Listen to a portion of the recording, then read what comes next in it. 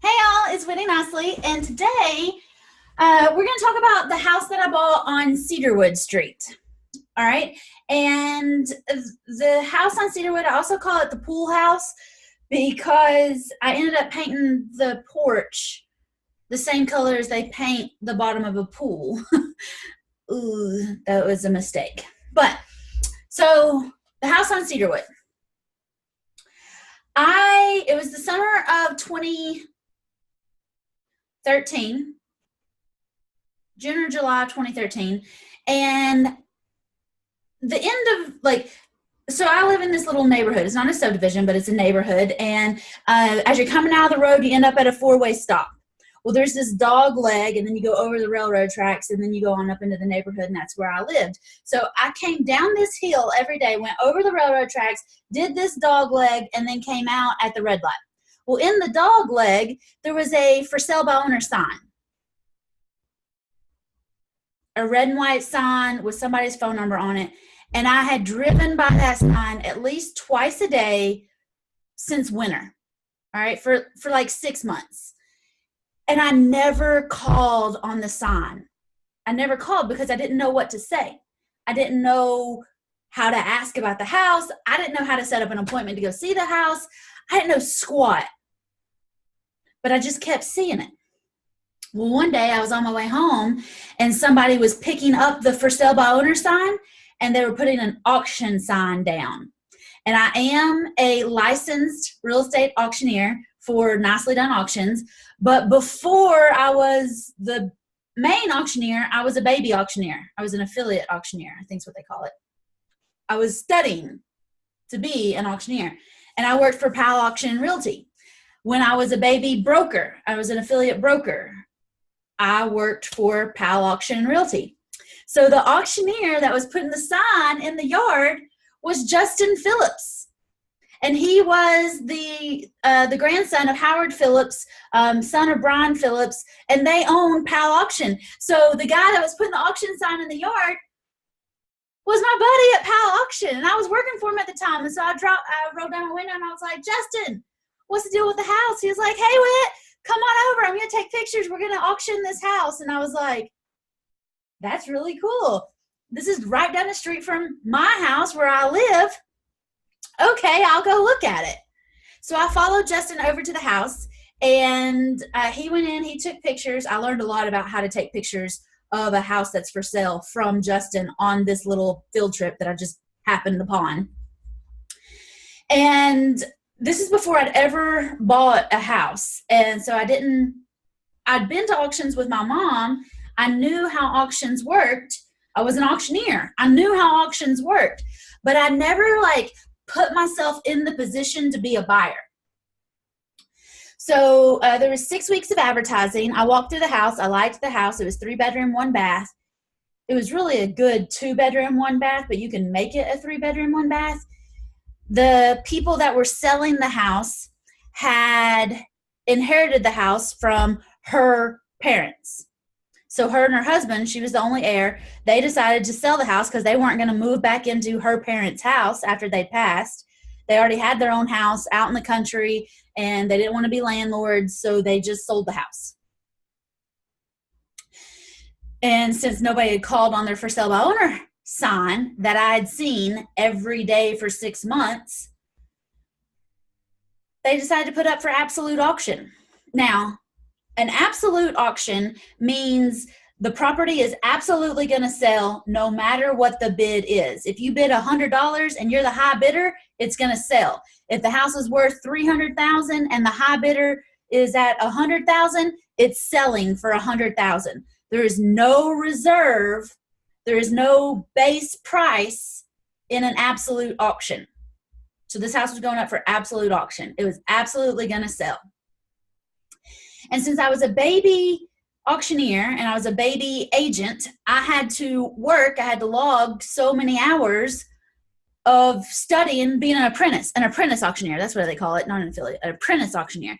So I had to log so many hours of going through auctions and learning this and that and the other and all these stuff. So I thought, well, heck, I mean, this house is in my neighborhood. I could pick up 3 or 4 hours by going to this auction, going to the open house, doing this and that and the other, I'll go. The problem is, in the meantime, I found another for sale by owner sign, and I was in the middle of buying another house. And so it occurred to me the day of the auction, I could buy this house. And I could buy houses. I had my life savings, and I was planning on using my life savings to buy this other house. But the day of the auction, it occurred to me that I could use my life savings to buy this house at auction, and I could use my brother's life savings to buy that other house. So the day of the auction, we showed up, and I was working at the auction. So I told my mom, I said, listen, I've got $30,000. It's every penny I've ever saved from birthdays, from graduations. I was working at our family trucking company at the time, and I was selling dump trucks. And every time I sold a dump truck, I would make a $500 commission. And I'd saved $30,000. Every penny I had in any bank account, any savings account, I had $30,000. And I told my mom to go to auction. I couldn't bid on it because I was working it, but I told her I would pay up to $30,000 for the house.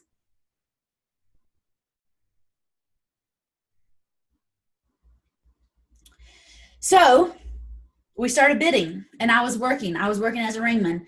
And so one of our friends was there that also buys houses in this area. My mom buys houses in this area. I don't know if my brother was there or not. I know my dad was there, but there was another gentleman that was there that buys houses, not necessarily in our area, but he buys houses around town.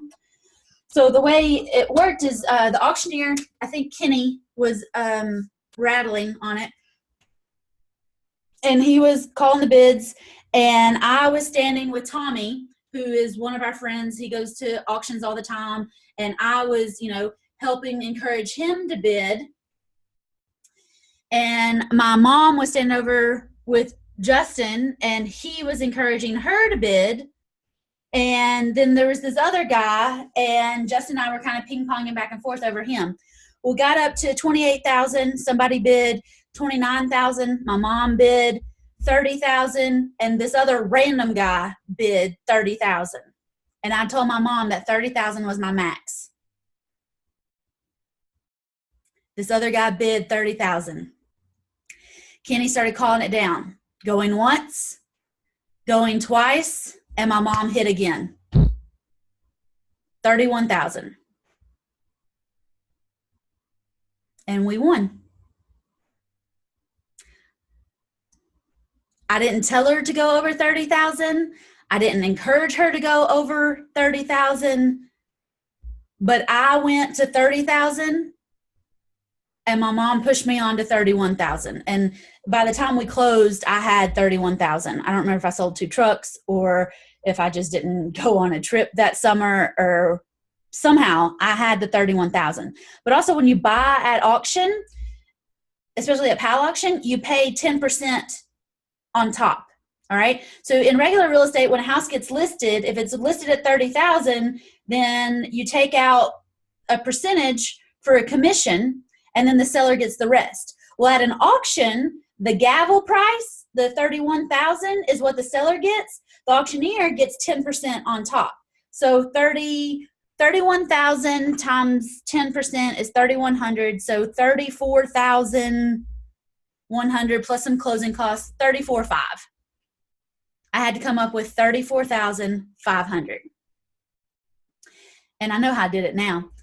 Remember, I was telling you that I had $30,000, but then I was going to get my brother's life savings to buy that other house. So I took some of my brother's life savings that I was going to use on a different house and applied $4,500 to this house. And so I used my entire life savings and about $4,500 of my brother's life savings to buy the house on Cedarwood Street. When we bought the house, it had a tub. It did not have a shower. So I took more of Tyler's money, and we spent about $2,000 putting a shower tub combination in the bathroom, changing out the toilet, changed the vanity. And that's all we did to that house. And in less than a month of closing on it, actually November the 1st, which is my brother's birthday, we closed on it sometime the end of September. We fixed it, advertised it because I didn't have a clue what I was doing. Took all of October to find somebody who wanted to move in. And I signed a regular rental agreement on that house November the 1st, which was my brother's birthday. I told him, I don't remember how old he was at the time, but I told him that that was what I was giving him for his birthday this year. I was going to help get our money back. So we had probably $36,000 or $37,000 total of our actual cashola out of our savings account into the house on Cedarwood Street. That was the first house that I ever bought. And when I did the calculations, I was renting the house for like $800 a month. And then we also bought that other house about the same time. And I had no idea how real estate math worked. It took us 18 months to flip that other house because we ran out of money because I started buying anything and everything. And I kept pulling out of Tyler's life savings because I already spent all mine. And so it took us 18 months to get that second house rented. It only took us a month to get Cedarwood rented and start bringing in some money. But by the time I figured it out, it was going to take me like 115 years renting that house at $800 a month and renting the other house at $800 a month. It was going to take us like 115 years to get our money back, but also to reinvest that chunk of money into other properties that were going to pay us $800 a month before we were going to be able to replace our income from the trucking company with rental income. And once I figured out the math and I realized that it was going to take me 115 years of doing this, save up, buy something, rent it back out, save up, buy something, rent it back out. If I stayed doing that process, it was going to take me 115 years to be able to quit trucking and go into real estate investing full time. Even though I was in my 20s, I didn't have 115 years to wait around on this money to start accumulating in my mailbox every month. I needed to do something faster. And even though I started using cash to buy houses, because that's what my mama taught me how to do, that's how my mom's always bought houses, that's how I started. I bought 2 houses with my entire life savings, and the best thing that ever happened to me is I ran out of money. I didn't even have enough money to put down on a place and go get a mortgage. I didn't have 20% to put down on another house. I had to get creative. I had to find out about lease options and owner financing. And right around the same time, November of 2013, I learned about lease options and owner financing from Victor Jernigan at the Knoxville Real Estate Investors Association. And that catapulted me into a whole other life and a whole other fast track to real estate investing and to riches. Because November of 13, fast forward a year, November of 14, I had 14 deals done without using any of my money, and I made like $136,000. And I'd bought, cashed out 2 or 3 houses. I know I bought the one on Davis cash that year, and I bought another one in 14. So we'll go with 2 houses. So I was up to 4 houses free and clear by the end of 14. But it was only because I figured out lease options. Now, the coolest thing that I learned about lease options, relating it back to Cedarwood Street, those people moved in November the 1st of 2013. And then I started learning about lease options November, December, and then February of 14. By May of 14, I had like 5 or 6 lease option deals that I was working. And in May of 2014, my tenants moved out of Cedarwood Street. Yes! I was so excited for them to leave. Let me show you though. When they left, they apologized to me and they made me this card. Best landlord ever. Yay! I knew I was destined to be a landlord, but the people that were living in Cedarwood Street, they left, they apologized, they left me this card. I framed it. I have it on my desk over there. And as soon as they left, I started advertising that house for rent to own.